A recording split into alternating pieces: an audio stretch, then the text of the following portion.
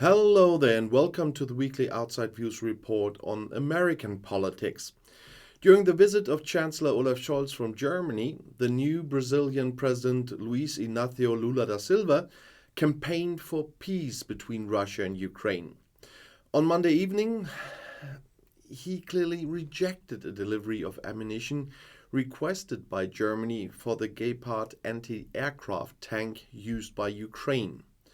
Brazil is a country of peace, and that's why Brazil doesn't want any involvement in this war, not even indirectly, said Lula at a joint press conference with Scholz in Brasilia.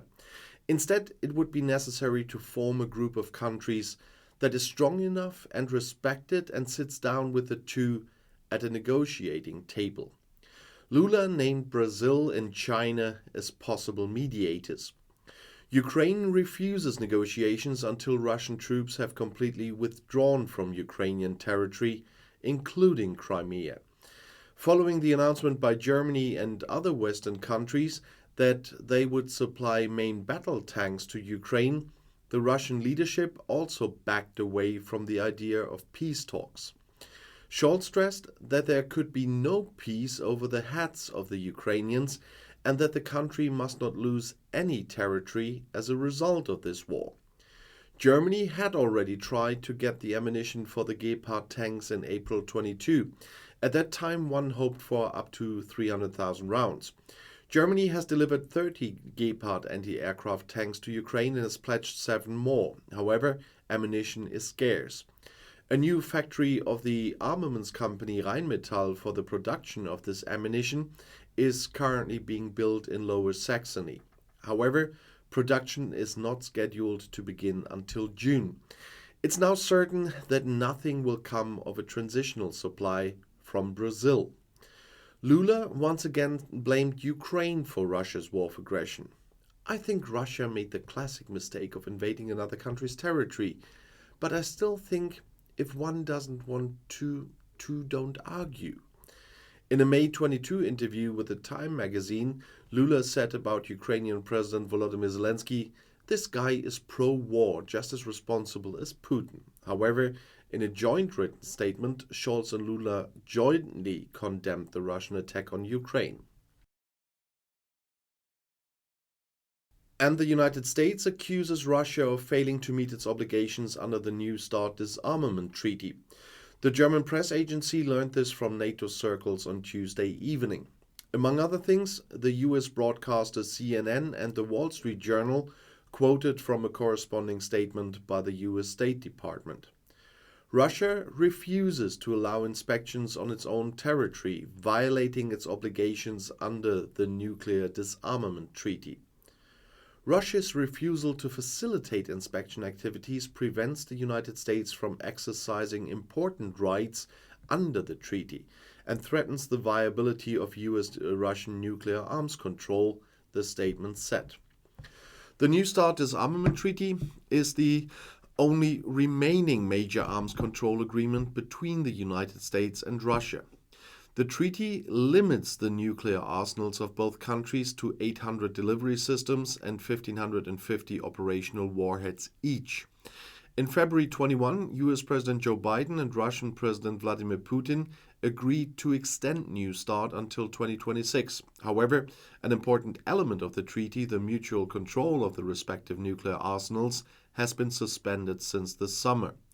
Russia complained that it was no longer able to make inspection trips to the USA because of the sanctions imposed as a result of the Ukraine war and, for its part, cancelled Western inspections.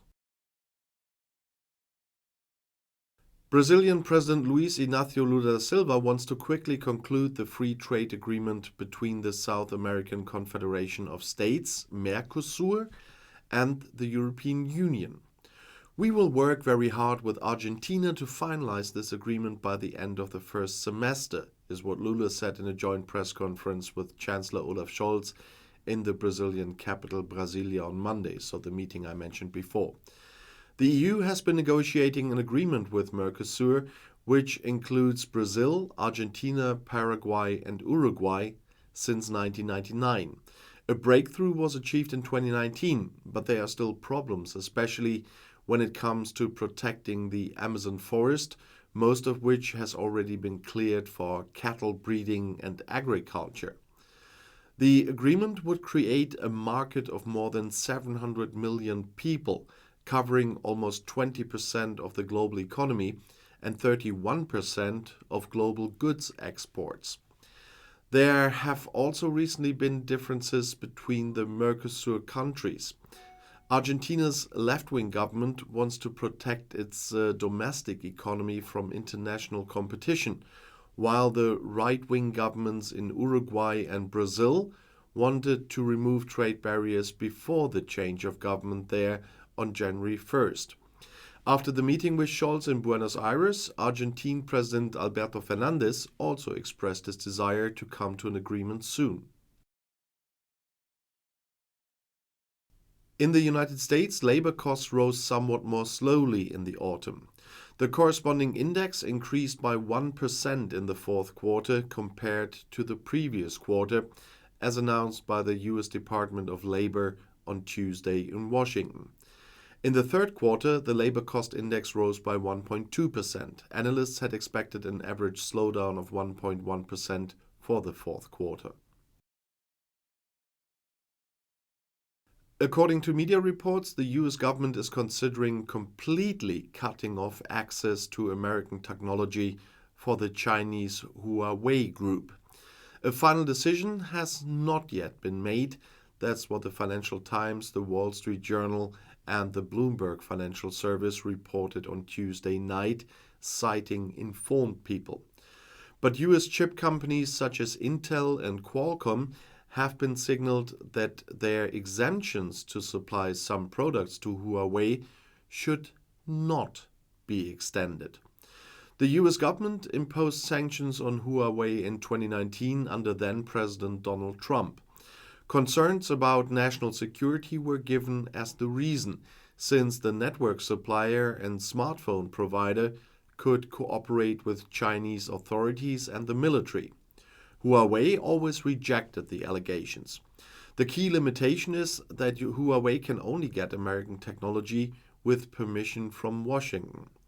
President Joe Biden left this in place, and according to reports, some responsible persons in the US government are now in favor of no longer issuing such licenses at all.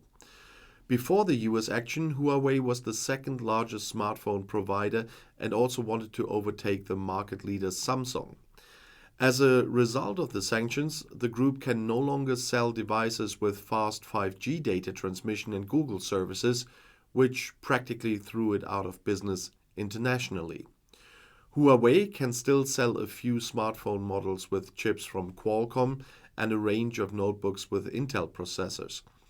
It is unclear how hard a complete stop would hit the group. Against the background of political tensions between Beijing and Washington, China is currently trying to build up a chip industry that functions largely independently of supplies from the West. And this concludes this week's video on Asian and Oceanian politics. I'm far ahead of myself. No, that will be tomorrow. This concludes this week's video on American politics. But tomorrow you will see the video on Asia and Oceania. And I'll see you in my next video. I'll be back.